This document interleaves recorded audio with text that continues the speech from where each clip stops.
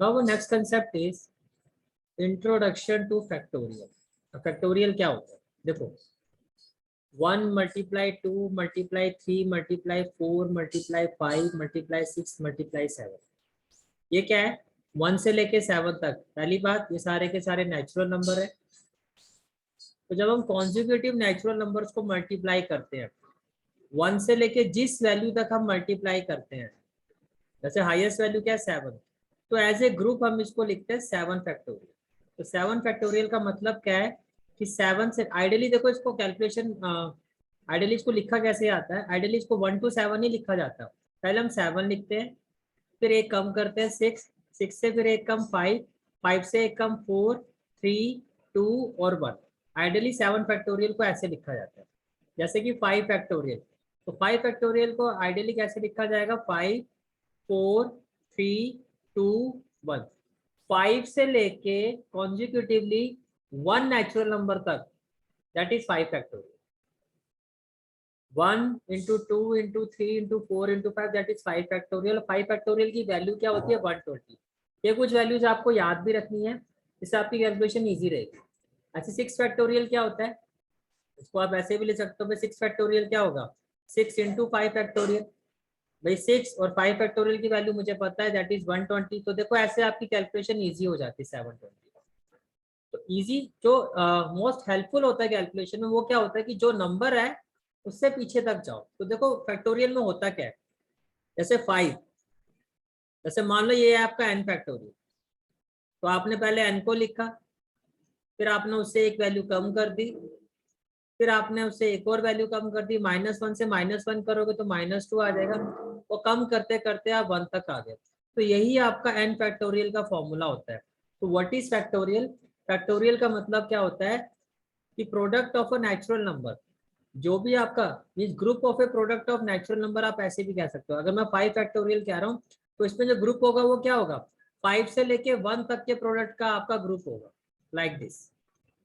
Group of a product of natural number from 5 to 1, from 5 to 1। ठीक है, 5 से start किया और 1 तक। ये क्लियर हो गया फैक्टोरियल क्या होता है?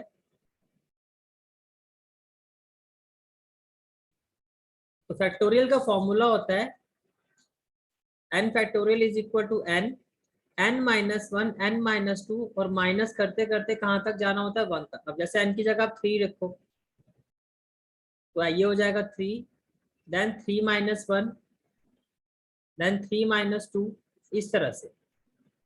तो 3 हो गया, 3-1 क्या हो गया आपका? 2, और 3-2 क्या हो गया? 1। That is 3 factorial. Is it clear? Okay, ये तो हो गया आपका एक्सरसाइज 7.2 का कंसेप्ट, दैट इज फैक्टोरियल। अब हम क्वेश्चन में चलते हैं। तो देखो फर्स्ट क्वेश्चन क्या है आपका? योर फर्स्ट क्वेश्चन इज, आपको इवेल्युएट करना है। फर्स्ट पार्ट है 8 फैक्टोरियल। तो आपको पता चल गया होगा 8 फैक्टोरियल का मतलब क्या हो गया। अब 8 फैक्टोरियल का मतलब 8 से लेके मुझे 1 तक जाना है। 8 7 6 5 4 3 2 1, ये आपको इवेल्युएट करना है। You have to find this value. तो कैसे करेंगे हम? 8 फैक्टोरियल इज इक्वल टू 8 7 6। अब देखो मैंने क्या कहा था? 8 7 6। अब इसलिए मैंने आपको कहा कि आपको 5 फैक्टोरियल की वैल्यू आपको पता होनी चाहिए, इससे आपकी कैलकुलेशन इजी हो जाती है। आपको पता है 5 फैक्टोरियल जो होता है 120 है, तो 5 से आगे ना जाके आप डायरेक्टली लिखो 5 फैक्टोरियल। और what is the value of 5 factorial? That is 120, that is 120। तो 8 इंटू 7, 6 इंटू 120 क्या होता है? 720।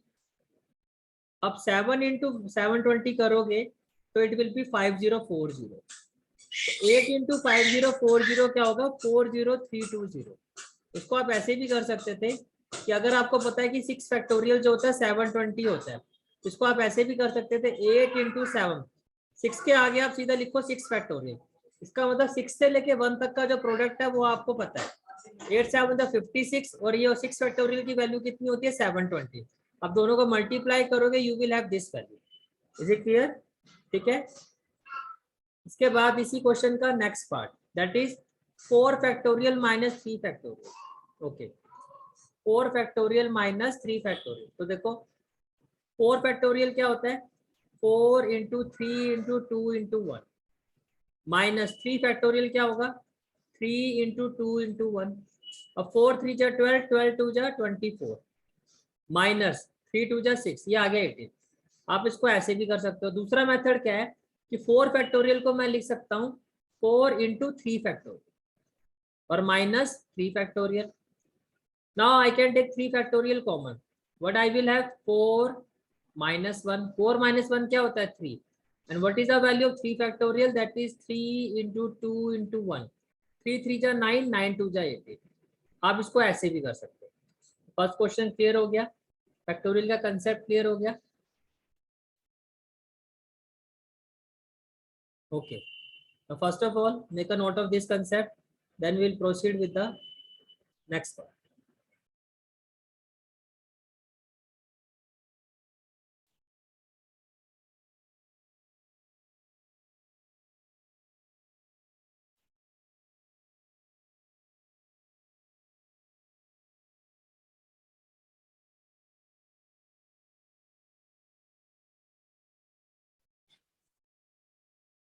Now the next question is 3 factorial plus 4 factorial equal to 7 factorial? क्या फाइंड करना है आपको? That 3 factorial plus 4 factorial is equal to 7 factorial. आपसे पूछा जा रहा है कि क्या ये इक्वल है is, तो आपसे पूछा जा रहा है ये लेफ्ट हैंड साइड है, तो आपकी लेफ्ट हैंड साइड क्या है 3 फैक्टोरियल प्लस 4 फैक्टोरियल और आपकी राइट हैंड साइड क्या है आपकी 7 फैक्टोरियल। आपसे ये पूछा जा रहा है क्या ये लेफ्ट हैंड साइड जो है राइट हैंड साइड के इक्वल होगी। Okay, this is the question. कैसे करोगे इस क्वेश्चन को? First of all we will solve the left hand side जैसे नॉर्मली हम प्रूविंग क्वेश्चन करते हैं। तो 3 फैक्टोरियल का मतलब क्या हो गया 3 इंटू 2 इंटू 1 प्लस 4 फैक्टोरियल का मतलब क्या हो गया 4 इंटू 3 इंटू 2 इंटू 1। तो 3 2 जा 6 ये हो गया 6 प्लस 4 3 जा 12 12 2 जा 24 ये हो गया 24 24 प्लस 6 हो गया आपका 30। तो मेरी लेफ्ट हैंड साइड आ गई 30। अब राइट हैंड साइड देखो 7 factorial 7 into 6 into 5 factorial. 5 factorial क्यों लिखा? क्योंकि 5 फैक्टोरियल की वैल्यू हमें पता है दैट इज 120। तो 7 6 इंटू 120 क्या होता है 720 और ये आ गया 5040। तो आप क्लियरली देख सकते हो कि ये इक्वल नहीं है, ये 30 है ये 5040 है। तो 3 factorial plus 4 factorial is not equal to 7 factorial. If it's clear then thumbs up. If you have any doubt then raise your hand.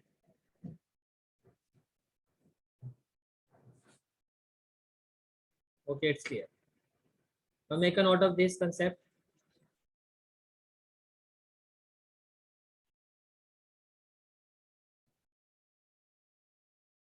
The third question is compute 8 factorial upon 6 factorial into 2 factorial. तो आपको value find करनी है 8 factorial upon 6 factorial into 2 factorial. तो पहले आप करके देखो फिर मैं इसका एनालिसिस करवाता हूँ। Okay, if you able to do it then type D4, if you can't then type N4।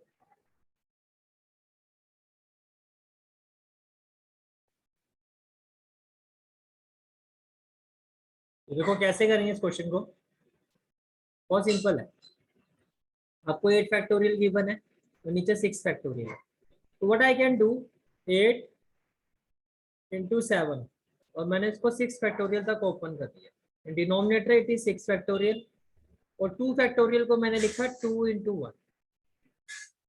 तो 6 factorial will be cancelled out। 2 4 जा 8 7 4 जा 28। This will be the answer. Is it clear? Okay. Next question is इस exercise में अगर मैं कहूँ कौन सा क्वेश्चन एक्सपेक्टेड है then it will be question number 4। Question is 1/6 factorial plus 1/7 factorial is equal to x/8 factorial. x/8 factorial. चलो पहले आप ट्राई करके देखो इस क्वेश्चन को। आपको x की वैल्यू फाइंड करनी, ठीक है। If you able to do this then type D5 along with the answer कि क्या आपकी x की वैल्यू आ रही है and if you can't then N5। Okay, अगर आपकी x की वैल्यू आ जाती है तो आप मुझे आंसर भी शेयर करो क्या आ रहा है आपका। ओके,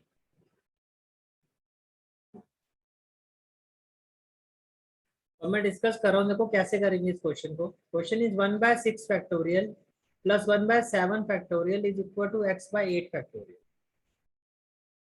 तो फर्स्ट ऑफ ऑल ये आपका 28 आया था, ये हमारा हो गया।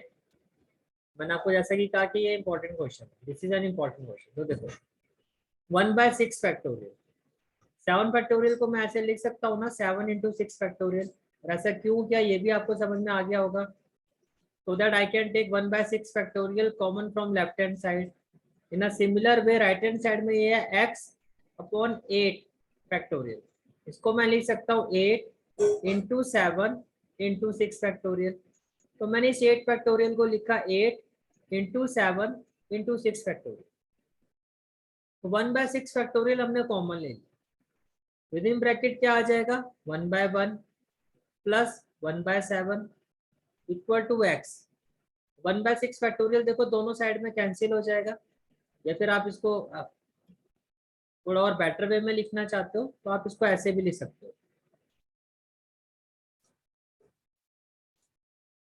1/6 factorial within bracket 1 plus 1/7 and it is equal to 1/6 factorial into x upon 8 7 56। Now 1/6 factorial 1/6 factorial will be cancel out. यहाँ से आप एलसीएम लोगे, ये हो जाएगा 7 7 प्लस 1, ये हो जाएगा 7 प्लस 1 दैट इज 8। तो बेसिकली ये हो जाएगा आपका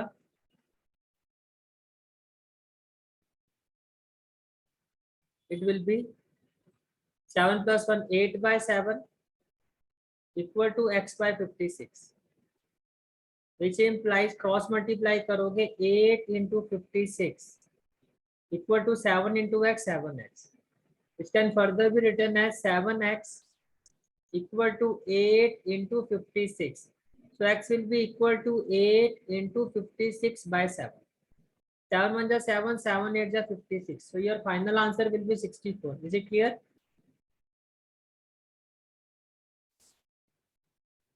Okay. Now make a note of this solution and type D5.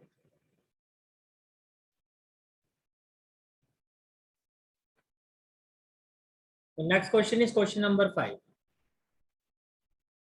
आपको इस वैल्यू को इवैल्यूएट करना है। वैल्यू क्या है आपकी n factorial upon n minus r factorial. First part में आपको कहा जा रहा है कि आप n की जगह 6 पुट करो और r की जगह 2। यहाँ n है वहां पे 6 और r 2, तो क्या वैल्यू आएगी वो बताना है। फिर आपको कहा जा रहा है आप n की जगह 9 पुट करो और r की जगह 5, फिर आपको बताना क्या वैल्यू आएगी। तो आप ट्राई करो और मुझे बताओ फर्स्ट पार्ट में क्या आंसर आ रहा है आपका और सेकंड पार्ट का आपका आंसर क्या आ रहा है। Is it okay? ठीक है, once you find the answer then let me no.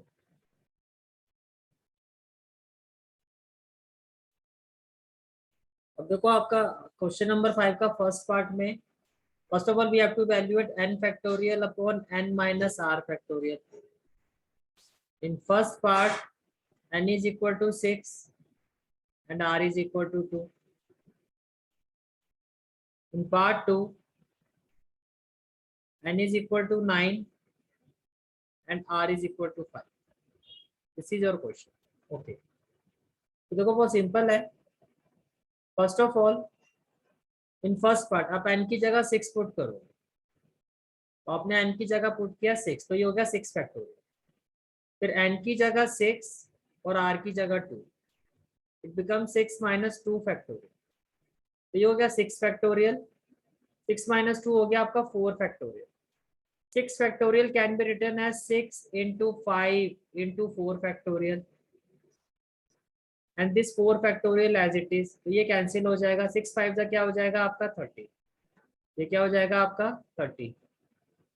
Then again n factorial upon n minus r factorial, तो n की जगह आपने क्या पुट किया 9, तो ये हो गया 9 फैक्टोरियल। फिर n माइनस r फैक्टोरियल, तो n की जगह आपने पुट किया, n की जगह हमने पुट किया 9 और r की जगह हमने पुट किया 5, दैट इज 9 माइनस 5 फैक्टोरियल। तो 9 फैक्टोरियल। अब देखो नीचे 4 फैक्टोरियल, तो मैं 9 को 4 तक ओपन करूंगा, 9 into 8 into 7 into 6 into 5 into 4 factorial divided by 4 factorial and this will be cancel out. अब इसको आप प्रोडक्ट करोगे, जब आप इसको मल्टीप्लाई करोगे, it will be equal to 15220. This is the final answer of this question and we have completed our exercise 7.2. In the next class we will proceed with our next exercise, that is exercise 7.3. yes Reba? Sir मेरा answer 120 है और आपका 220 है last में. Product में कोई error होगा, मैं चेक कर लेता हूँ. चलो 9 8 जा कितना होगा 72, 6 5 जा कितना होगा 30 और इंटू 30. तो 7 3 जा हो जाएगा 210. तो जब आप 72 को 21 से करो, 1 2 जा 2, 1 7 जा 7, 2 2 जा 4, 7 2 जा 14. ये होगा 2 7 और 4 क्या होगा 11, 4 और 1 5 और 1 और एक 0 आएगा. यस 1 5 1 2 0 आएगा. Is it clear? Your answer Yes is. sir. So from the next class we'll proceed with our new exercise, that is exercise 7.3. और यहाँ से अब आपका मेन कंसेप्ट शुरू होगा, परम्यूटेशन. Okay Okay sir.